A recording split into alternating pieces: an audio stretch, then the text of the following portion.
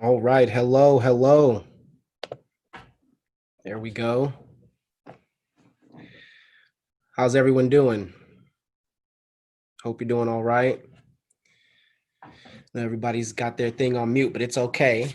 There will be a time where I may ask you to unmute for a little bit so we can have some dialogue. But we're going to go ahead and get started. Let's see. Let me see if I can do this screen share really quickly.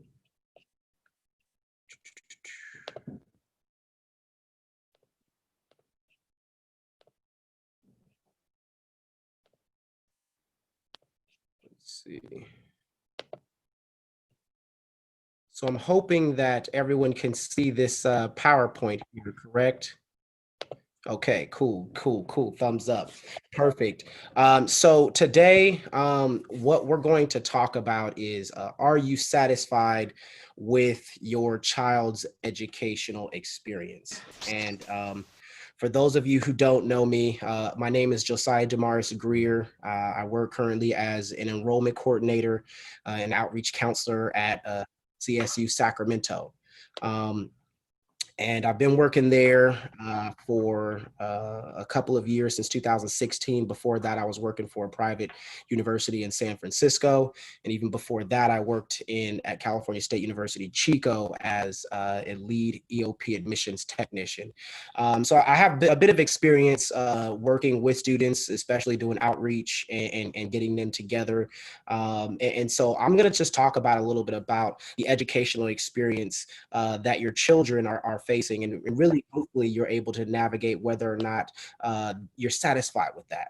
But first and foremost, there's something that I do need. So we're gonna open it up a little bit for what's called an icebreaker. Um, so I'm going to need some people to unmute themselves at some point, and really, because before I do a presentation, again, I want to kind of know who you are, who it is that I'm talking to. And so the first couple of things I need everyone to do when you unmute yourself, or if you can't speak right now, you're more than welcome to type it in the chat. But just tell me your name, and then what are you looking to gain from participating in this boot camp or in this specific section of this specific uh, uh, uh, workshop here. So you can talk about what you're looking to gain from the entire boot camp experience as a whole, or just specifically within this workshop. And then also something that this pandemic has caused or allow you to realize about yourself. I'll kind of start off. Like I said, my name is Josiah Damaris Greer. I'm participating in this boot camp really because I have a passion for this type of work. Motivation and inspiration is what I do as well. I'm a motivational speaker, but also I work with a lot of students. I work for a program called EOP, which is Educational Opportunity Program, and we are located in all 23 CSUs. And so I work with first generation and low income students. So when I got asked to do this topic, I was really excited because this is right up my alley. This is my personal experience as well. And something that the pandemic has allowed me to realize about myself is that I love interaction. I love being able to connect with people in front of them, right? So I realize sitting at home really ain't the best thing for me, but I make do with what I can, and I've been blessed enough to still be able to participate in things like these workshops or doing Zoom meetings here. So I see a couple of chats here. Okay, let's see. Let me roll through. Summer Parker Smith. Okay, Tanya Archie. Thank you so much for being here. I see. I want to gain an understanding of how to give my son voice in his education. I want to change the system so that young Black men get the education they deserve within the public school system. Nice. I love it. I'm looking to gain more knowledge as a mom of a higher school in this pandemic and how to be a better support. Okay. Brianna, thank you so much. Also, I want my young cousin who is visiting me from Texas to meet other youth his age, and especially awesome. Okay, I'm back. Can you hear me? Yes. Okay, I apologize about that. Just having some technical difficulties, but it's all good. We gonna make it work. You're good. We're gonna make it work. Let's see if I can get back to sharing that. Okay, let's go slideshow. And again, if I'm having issues with my audio, I apologize. But feel free just to let me know. Just unmute yourself and let me know. Otherwise, I'm a talker, so I can keep talking without knowing that anybody can't hear me. So just feel free to unmute yourself and let me know.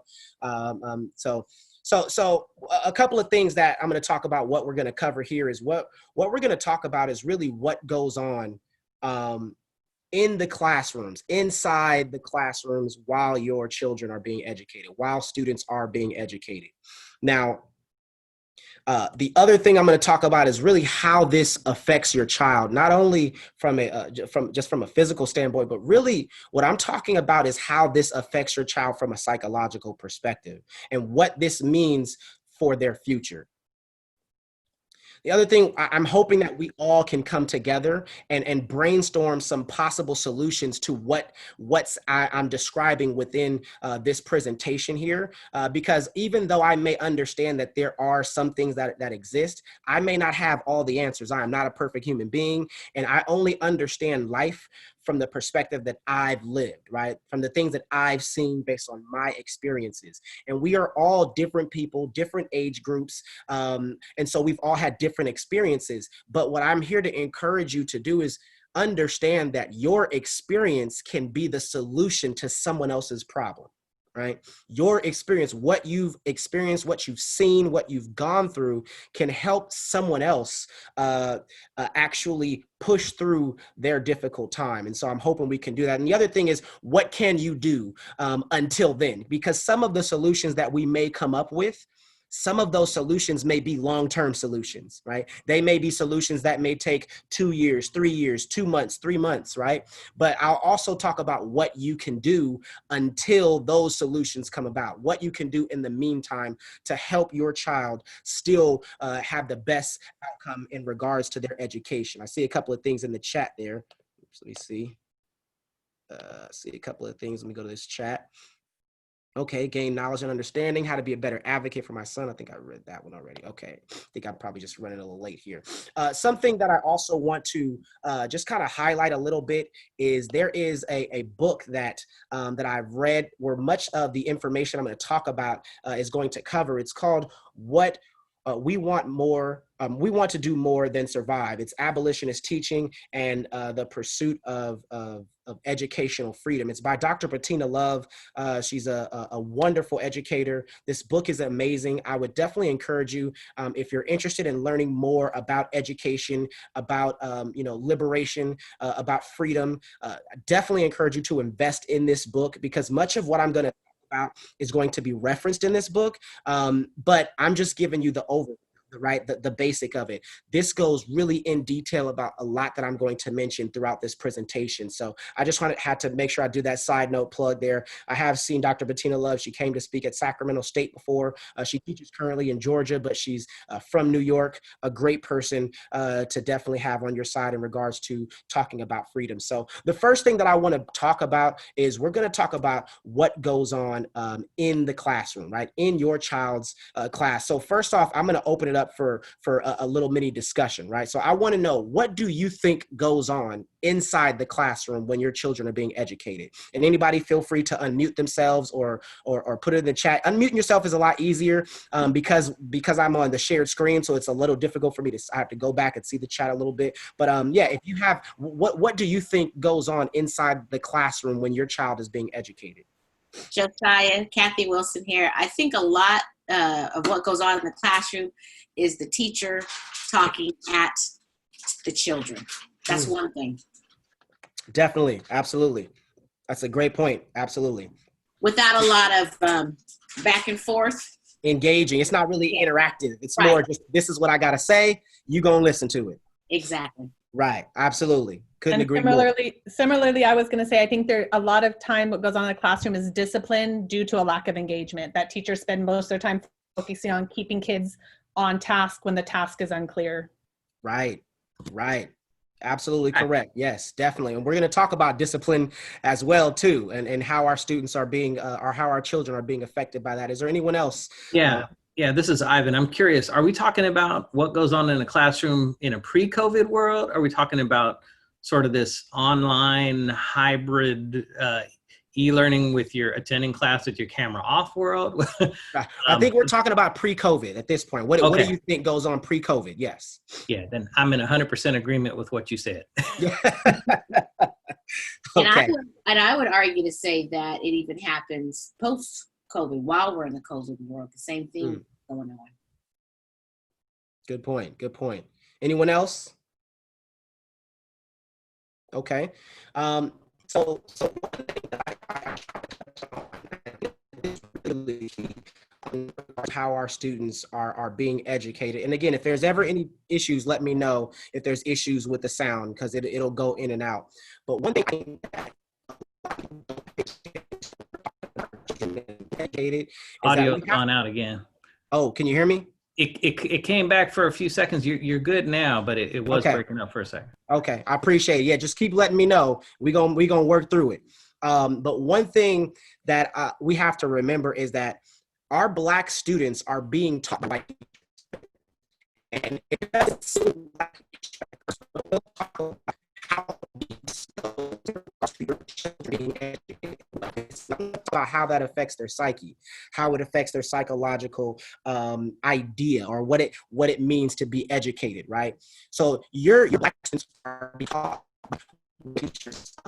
This book talks about how women make up 80% of all teaching force, right? The entire teach force, white men and women, make up 80%. Black males make up less than 2% of all educators. Less than 2%. So we haven't even gotten to American teachers, we haven't even gotten to Black teachers, and we haven't even gotten to the Asia Pacific Island teachers, right? We haven't even gotten to Black teachers, right? And already 80% of those jobs are being taken by white people, right? The other thing is, which was mentioned earlier as well, Black students are being punished more often, more severe than white students, right? One thing that we have to remember is that most of the teachers are spending their time trying to control the classroom. That's what most of the time that they're spending on education is happening. They're not being educated, they're being controlled for the majority of that time period, which affects how they think about information. It affects the way they process their education. And again, we'll talk about that going into the end. I don't know if you all are aware. I definitely know that BYLP is aware, but back in June of 2018, there was a study that showed that I live in Sacramento, so I talk about Sacramento a little bit in my experience, right? That's the best teacher's experience. In Sacramento in June 2018, an article came out that said Elk Grove Unified School District suspended the most Black students in the state of California. 800, I think it was 887, Elk Grove Unified School District, right? I'm sorry, it was Sacramento Unified was number one, with 887, I believe. Elk Grove was number 3. But see, here's the thing. You're like me, I'm from the Bay Area. I'm from Richmond, right? To me, Natomes, Elk Grove, that's all Sacramento to me, right? That's how I look at it, right? So if you really combine Sacramento Unified and Elk Grove Unified, you're talking about over 1,400 students that have been suspended, right? That no other, not Los Angeles, not San Diego, not Fresno, not Oakland, no other school district compares to that, even close, right? Because there are some students who live in Sacramento, but they go to school in Elk Grove Unified School District, right? They, like, for instance, if you know students who go to Florence High, or if you know students who go to Valley High, those are students who live in Sacramento, but technically they're a part of the Elk Grove Unified School District. So when you add up Sacramento Unified and Elk Grove Unified, you're talking about over 1,400 students being suspended. And most of those suspensions come from what's called willful defiance. And willful defiance is, hey, sit down. No, I don't want to sit down. Sit down. No, I don't want to sit down. You know what? Get out of my class. You're being suspended. I'm tired of this. Leave, right? Again, they're being punished more often and more severe. There was a study that the Civil Rights Project at UCLA came out with. They studied over 5,000 schools, right? And because I know a lot of our students or a lot of our families, they say, well, listen, I'm not going to put my students in public school. I'm going to put them in a charter school. That's way better, right? Charter schools is way better. In over 5,000 schools that they did, charter schools alone had a 10% increase of the amounts of punishment they gave to Black students than white students. In charter schools, 10%. So again, it's not just what's going on in just these major public schools, but it's also in the charter schools, right? This is important. Oh, the other thing is that Black students are being taught a Eurocentric version of education. That's intense right there. They're being taught the idea from the perspective of the European mindset, the perspective of the European capitalist ideology, right? Right? So they're being taught that the way that the European sees education is valid, and the way that anybody else views education is inadequate, right? That's what they're being taught every day for 6 hours a day. Because when we drop our children off, we just assume, all right, the teachers, the principals, they've taken care of my child because I dropped them off. This is what they're supposed to do. But again, what kind of way are you educating my child? What does that mean? And one thing I think it's important to remember is that teachers do not be taught how to teach. I'll say that again. Teachers are not taught how to teach. They are taught what to teach about, right? What information does the child need so that way they can go on to the next grade? That's it. And the reason they're being taught that is because we have to go to the founders of our public education system, the founders of education, right? But before we do that, one thing, I'm going to read a quote, a passage from this book here. It says, racist educators seldom take responsibility for their racist actions and believe the resulting situation is just misunderstanding or lack of cultural awareness. So what they're saying is that the foundation of education is racism, but because we have never addressed that within the teachers, when they are being challenged by your child about the racist acts that they're doing, even unintentionally, they may not even intentionally say, oh, I'm trying to be a racist person. No, but because that has the undertones, but when your child points that out, or when you as a mother or as a father or as a parent, as a teacher, when you point that out, they get in defense mode and they say, wait a minute, no, I'm not being racist. It's just a misunderstanding. My bad. Give me a one-day training and we'll fix it. Give me a one, right? Let's have a talk about it and we'll fix it. But it never addresses the actual issue, the real issue, which is going into the quote unquote founding fathers of public education. The founding fathers, Horace Mann, William McGuffey, Benjamin Franklin. These people lived in the 1800s. One thing that I know for sure is that racism was going on in the 1800s. I guarantee it. I promise you. I promise you that slavery, rape, beating, castration, all of that was going on during this time when public education was being founded. And the reason these gentlemen decided to fund public education, to invest in that, is because they wanted to teach morality. But let me ask you this. How can a foundation of immorality build a structural home of morality? It's impossible. It will not stand because the foundation was built on a racist structure.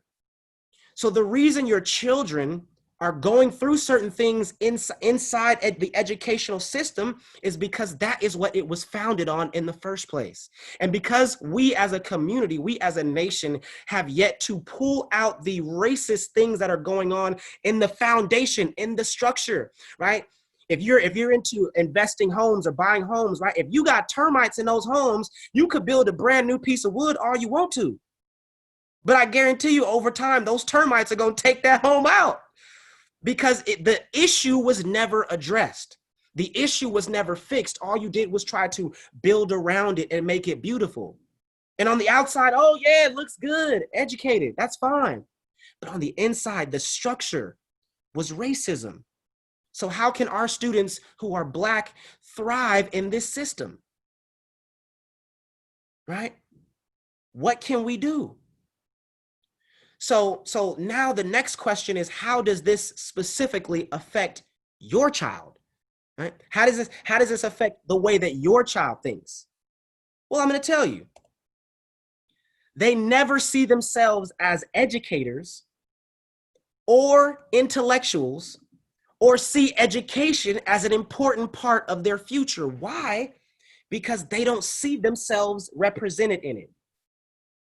Right? They do not see, when they look at their teacher, when they look at the white teacher that's teaching them the education, they say, well, you're white, which is, again, that I understand that, but then they say, everybody I'm reading about that has been successful is white.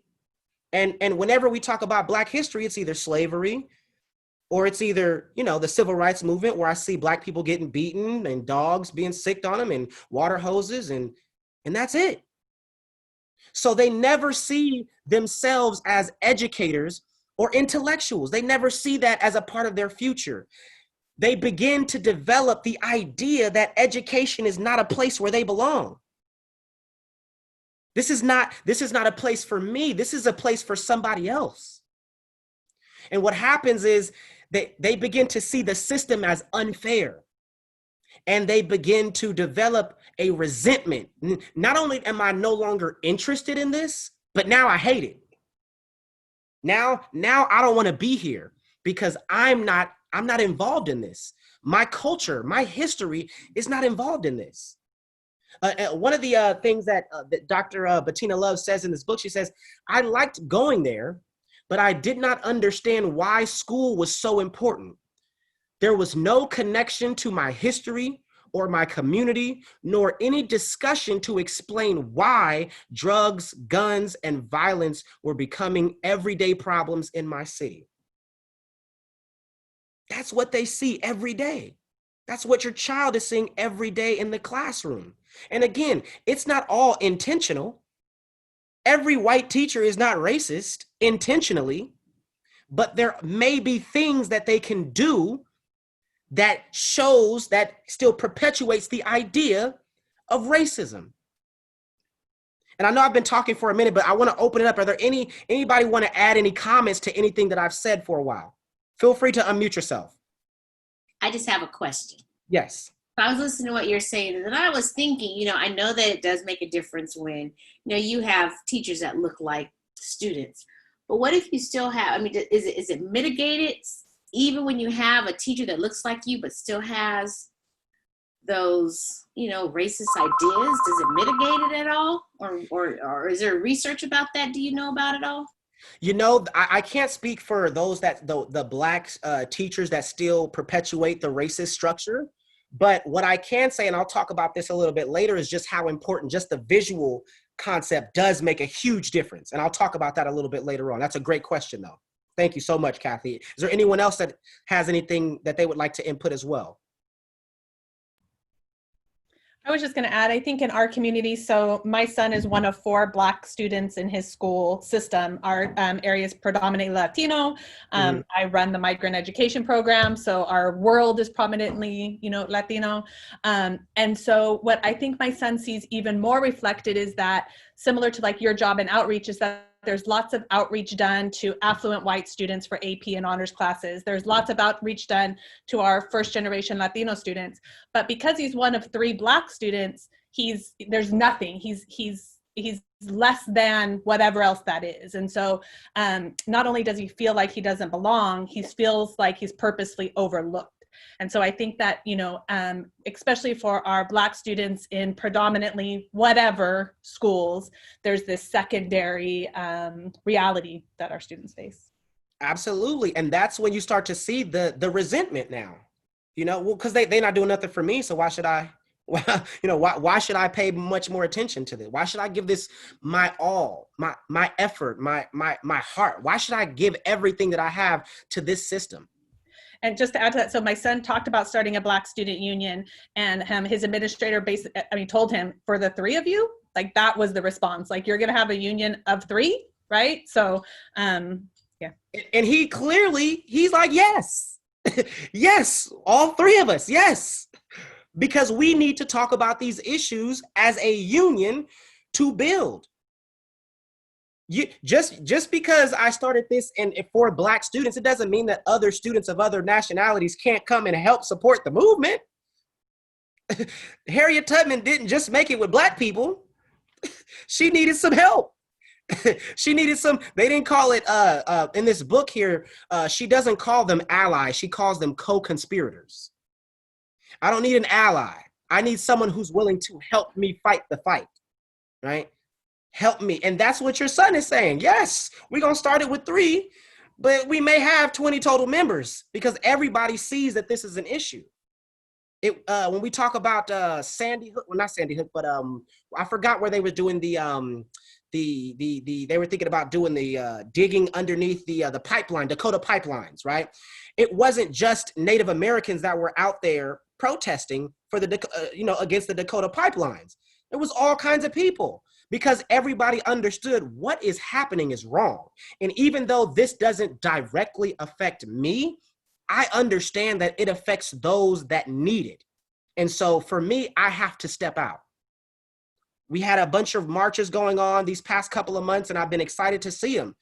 But it's not just Black people in those marches. It's not just poor people in those marches. Everybody said something is wrong. And if I don't speak up for you, how can I expect you to speak up for me? So what your son is doing, bravo. That's necessary. Yes, it's only 3 of us to start. Yes, but that doesn't mean that's how we're going to end. Right? And I think it's interesting that we have, why is it that a movie about a young man or young men or young people, Black people specifically, trying their all and giving it everything they've got to be a professional athlete, why does that get critically acclaimed notifications and notoriety and all the media and all the public publicity? But a movie or a television show about a Black person trying to be an educated man gets no hype, no love. Why is that? Why is it that, Friday Night Lights didn't got more popular than The Great Debaters? Why is that?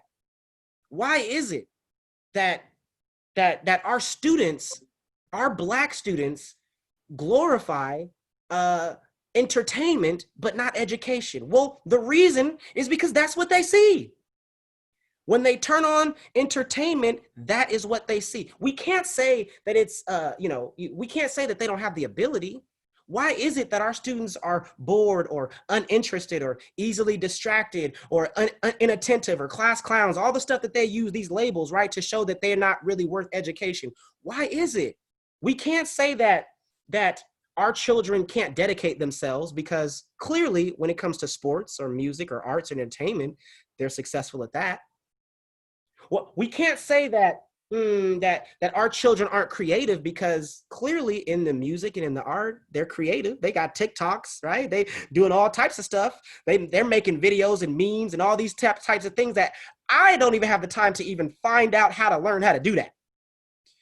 So we can't say they lack the creativity. We can't say that our children don't have the attention span. That's how they're trying to get you now. They're trying to say they have a short attention span. We can't even say that.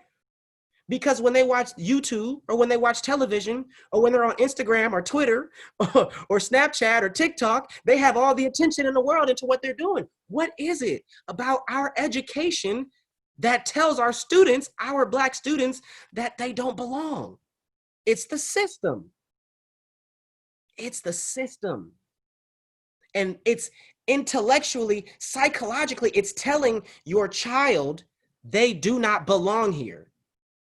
So why would they dedicate all their creativity, all of their passion, when they realize I'm just going to get suspended for speaking out?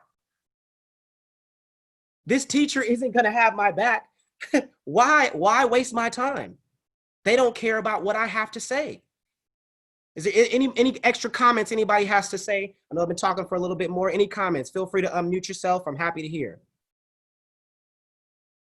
There's a couple of things going on in the chat there. Okay. Let's see. School system. Yes, yes, yes. Perfect. So yeah, we really have to sit back and just ask ourselves, like what is it about this system that's telling my child you don't belong? That's telling my child you're not going to be successful. That's telling my child this is not a career path for you, right? What is it? I don't know if anybody's familiar with what's called the school to prison pipeline. Why are our children being sent to prison? Well, because they start off in school. They start off being punished for simple misbehaviors like not listening. The teacher is spending for 50 minutes a day, they're spending their time yelling at the students and saying, sit down and gather, yeah, y'all be quiet and listen to me. And even let's think about just the structure of the classroom anyway, right? And this is something that I'm against as well.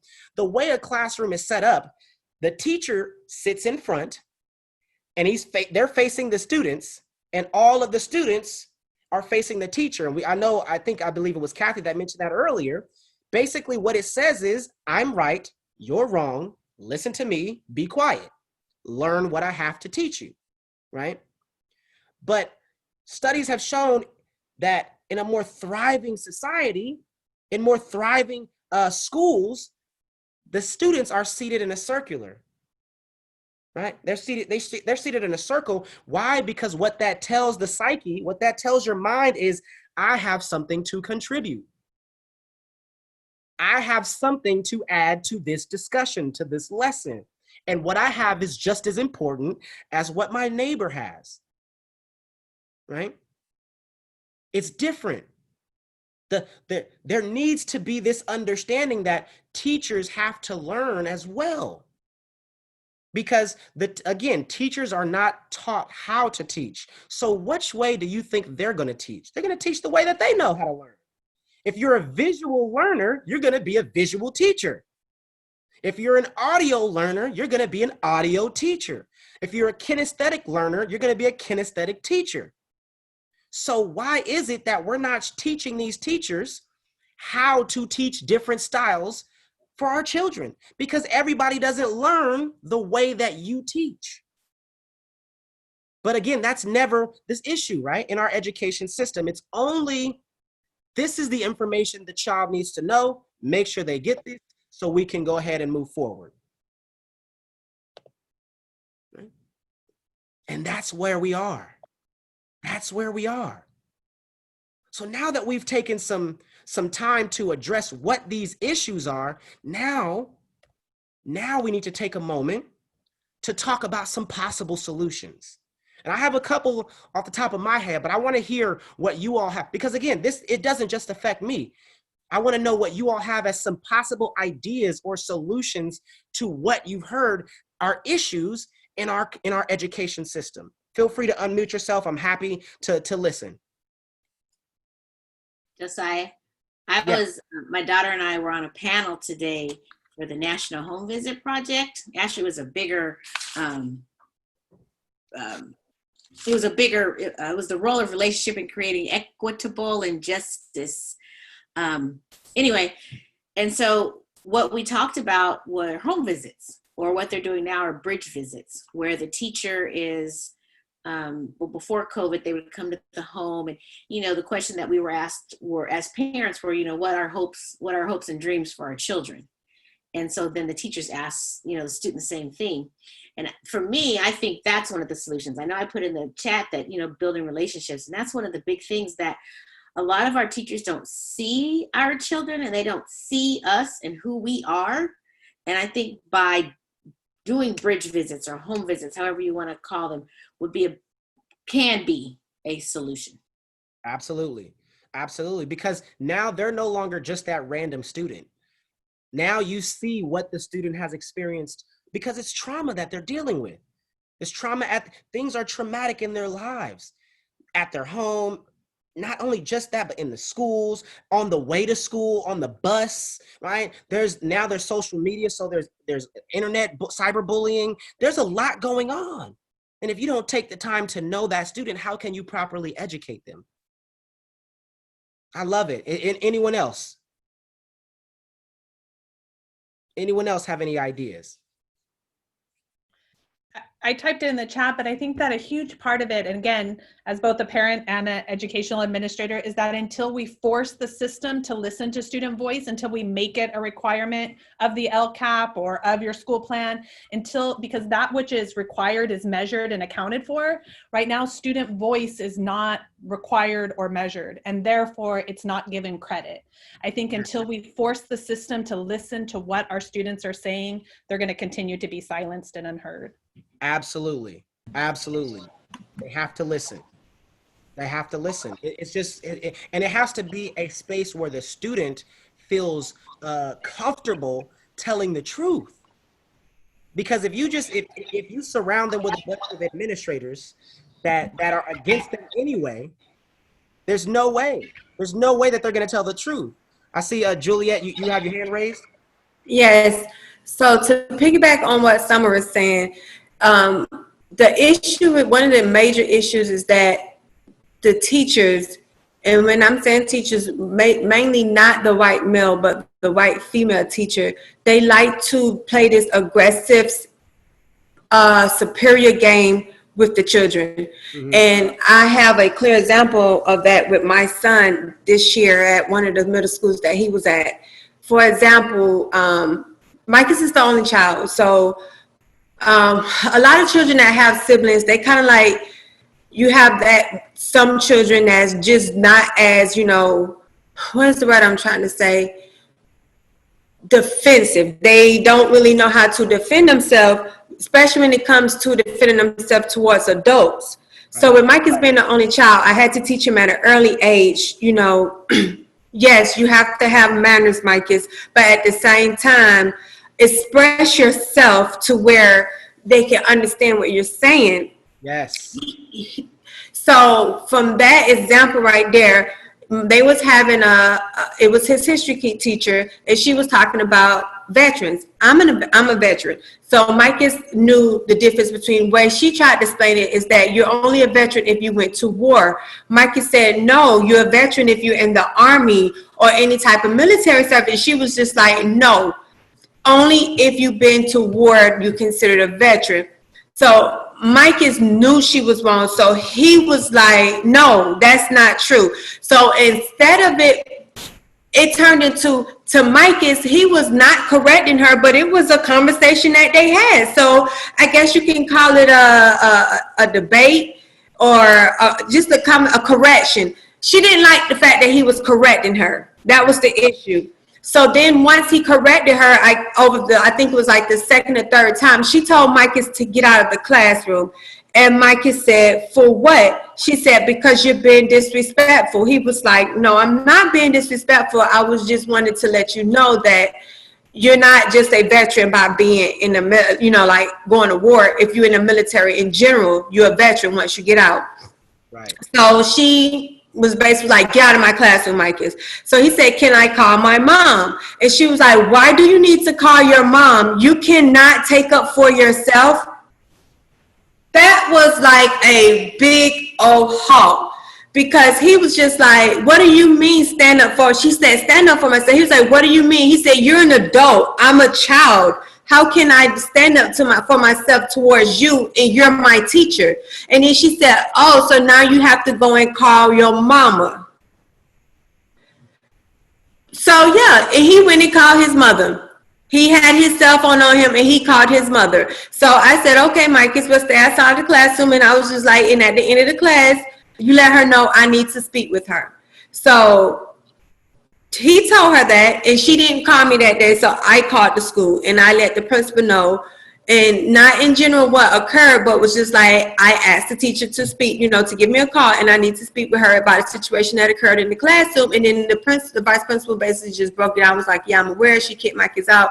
And then so I was just like, Well, yeah, she kicked Micah's out because she gave the classroom false information and he was just trying to correct her. And I said, and it turned into something really big.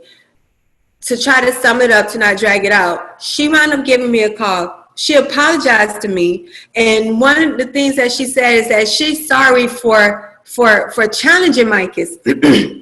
Not only for challenging Micah's, she's sorry because she now understands that Micah's is a kid that know who he is, and he basically he knows how to defend himself, and I should not have called him out like that. I disrespected him. This is the part that kind of just got under my skin. I know he's just like any other man. He's a 14-year-old that wants respect. And I'm just like, so are we pulling this, black men act like this because we are crying out for respect thing? And that's the way I took it. And I was just like, I said, listen, we need to have a clear understanding. Micah's was 13 at that time. I said, he's 13, so he's still considered a child.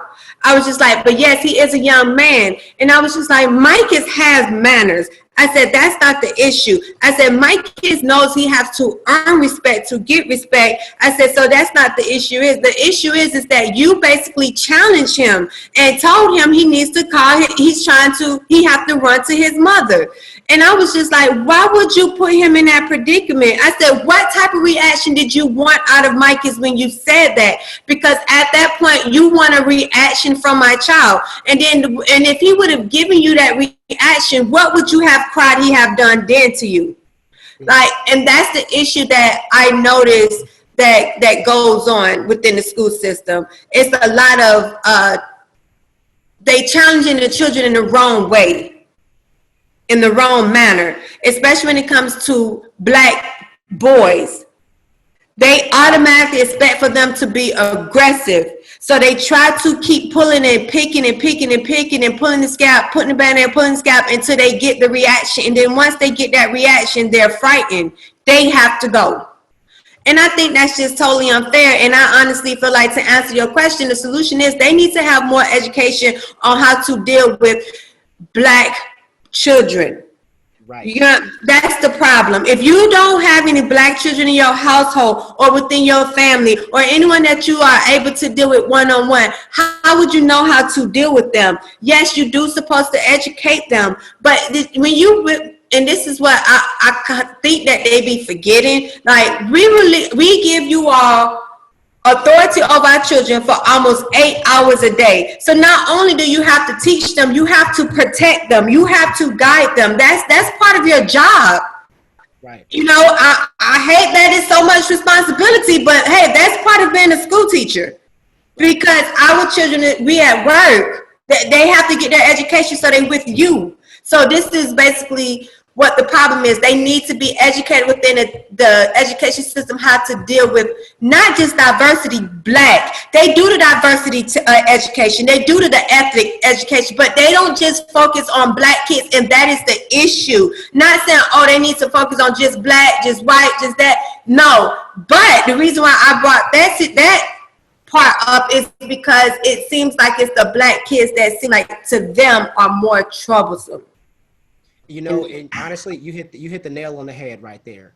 The fact is, they don't understand our culture, right? They don't understand what we do. We naturally are emotional beings, right? The way that we do. Just think about it, when you start playing some music, we feel it. We can't help it, but we gotta. Let me just get my bounce on. Naturally, I'm gonna express myself through my body, right?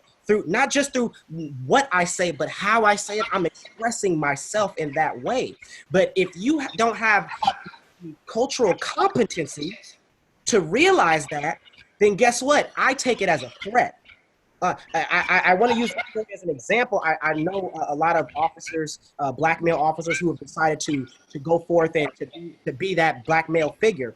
And one of my friends, he was talking about him working in a prison system, and there were some of his white colleagues who were like, "Hey, listen, man, we know that you have a good relationship with some of these prisoners. There's one prisoner in there. He's refusing to remove his grill, right? His teeth. He's refusing to remove his gold teeth." And he said, if any officer tries to remove my gold teeth, I'm fighting him, right? So they say, can you go in? And we know you cool with a lot of the people that respond to you. So can you go in and talk to him? So he went and he talked to him. He said, hey, listen, man, listen, bro. You about to get out of here in like a year. If you fight these officers, they gonna add another 2 to 3 years on your sentence. You got a kid, you got a girl. Is your grill worth extra time that your family can't see you? And he was thinking about it, and he yelled a cuss word. He was like, super loud, right? And when he yelled that cuss word, the officers were about to come in and grab him and detain him. And he said, no. The black officer was waving him off like, nah. He's contemplating making the decision that he doesn't want to make. But because those officers didn't have the cultural competency to understand that, he's in an emotional place right now. And even though he knows the decision that he has to make, he's yelling out of frustration, but he's still going to make the right decision. But because they don't have the competency to understand that, they thought he was about to attack. So imagine if that black man would not have been in that situation. That's another person being beat by the police for nothing, for being frustrated.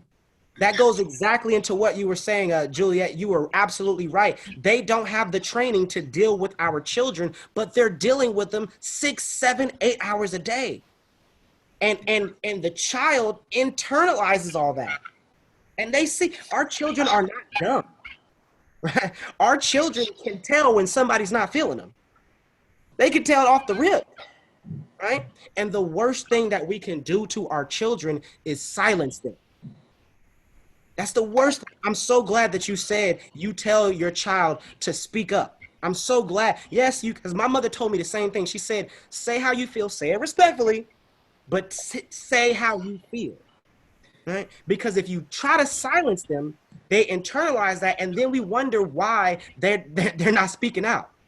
Right, exactly. And I honestly feel like us as parents, that is one of the things that we need to teach our children. We, like us in our era, I don't know how old you all are, but in my era, we got you.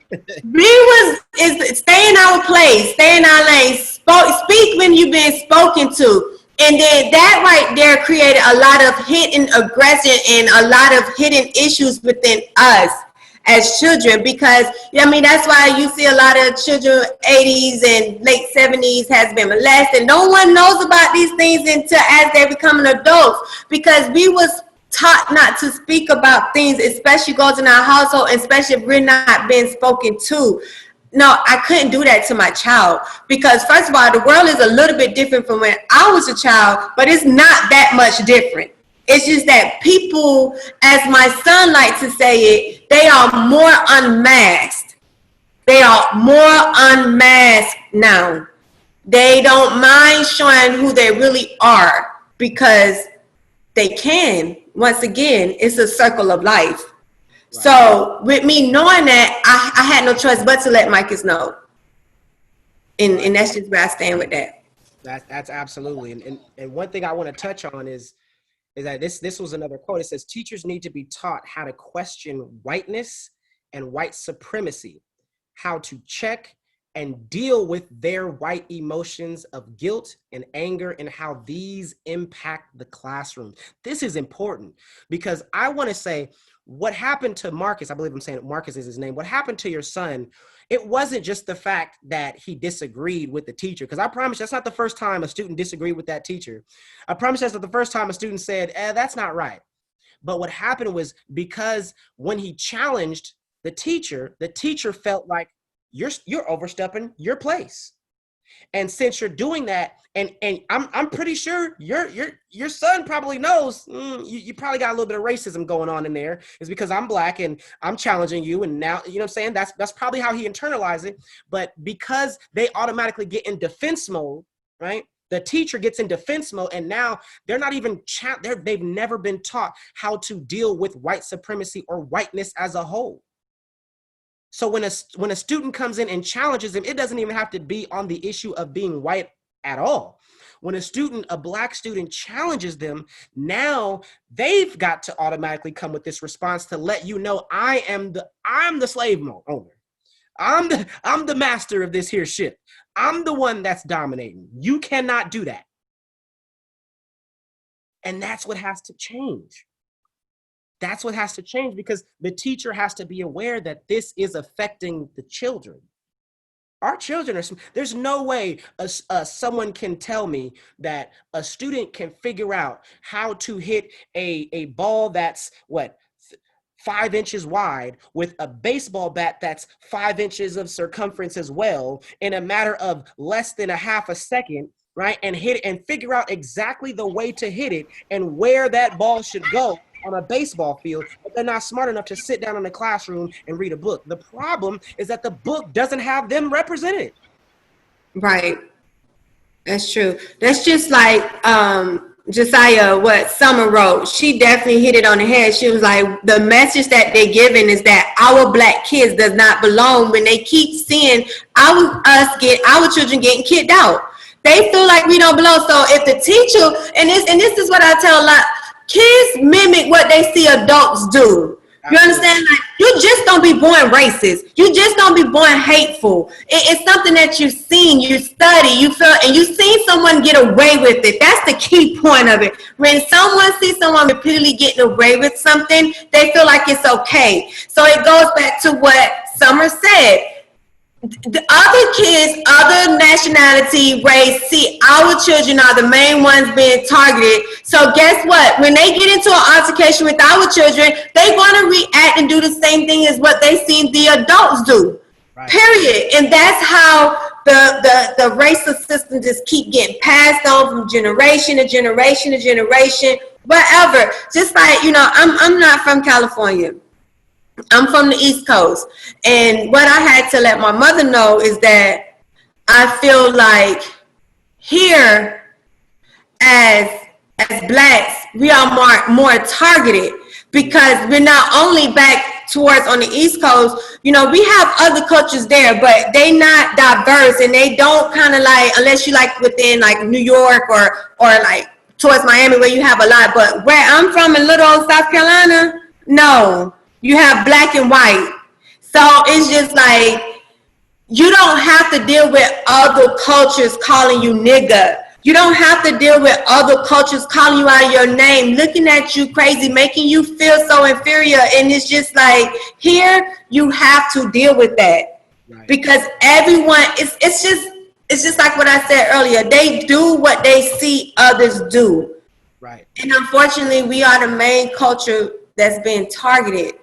Right. And I honestly feel like, within the school system, they need to be careful how they talk to our children, because then they wonder when they get on break why they so upset for the rest of the day, or why another one of their peers are not, which is not the same race as them, coming at them and looking at them crazy, because y'all just basically have mutilated this child. So now their peers that's not of the same culture don't feel like, hey, you're nobody, get out of my way. And that's how they being treated. And then that's where you get fights on the yard as well, outside on break time, because of those same particular reasons.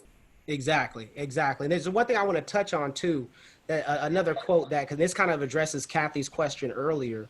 It says, a recent study examining the school records of more than 100,000 Black elementary students in North Carolina found that having just one Black teacher in the 3rd, 4th, or 5th grade could reduce the dropout for low-income Black students. Just one in the 3rd, 4th, or 5th. That's it. Just the representation is reducing the number of dropouts. And then it says, Black students in high school have a stronger expectation of going to college if they have a Black high school teacher. Dark children need teachers who are not only look like them, but who are engaged in active anti-racist orientation. It is very important to have the representation. I always like to speak from personal experience. I myself, 4 different high schools, 4 different elementary schools. I'm now on my 2nd college, right? I have a bachelor's degree. I'm working on my master's degree. I've had one black male teacher in my life, and it was last year. That was intentional. I specifically said, oh, he's a black male professor. Let me get him so I can finally see what it's like to be taught by somebody who resembles me. That's terrible. That's terrible. Instead of saying, yo, everybody should be like Josiah because he made it even though he didn't have any black male teachers, we need to challenge the system and say, why is it that this person is an anomaly? Why is it that this person is we're telling everybody to be like that 1% person instead of saying, what's wrong with this 99% issue? Let's challenge the system as a whole.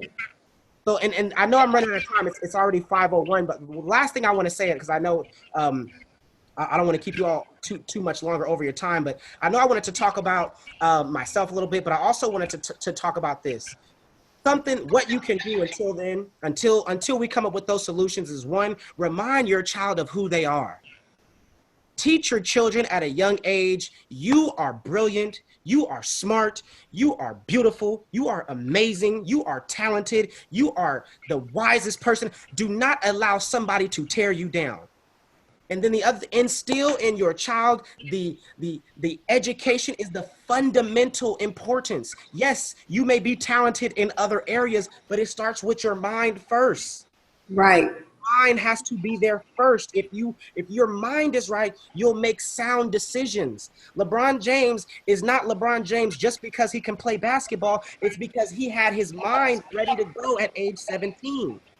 And then the last thing is, you have to show them what dedication looks like. My mother, to this day, right now, is still out there serving the homeless with food because that's what she's passionate about. I'm like, Mom, it's a global pandemic. People are dying. She said, but the homeless still got to eat.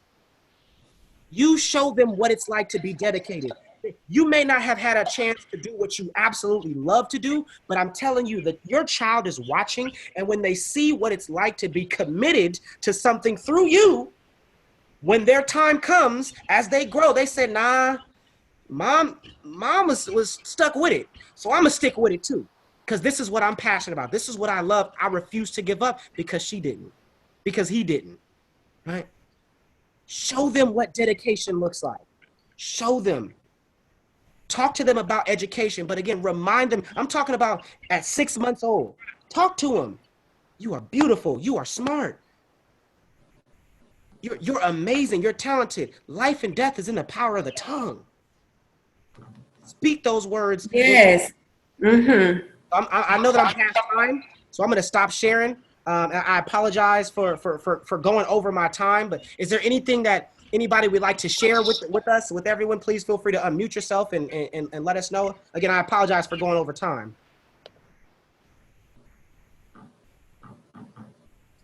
I just want to thank you, Josiah, for what you brought to us today too, and everyone else who shared. And Juliet, I just want to tell you thank you for sharing your story.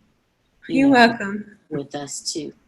Absolutely. And I see that there's some camp partners from Sac State as well. So I want to say shout out to them, stingers up, Sac State, we in the building, I see you, Jada. Okay, I see you.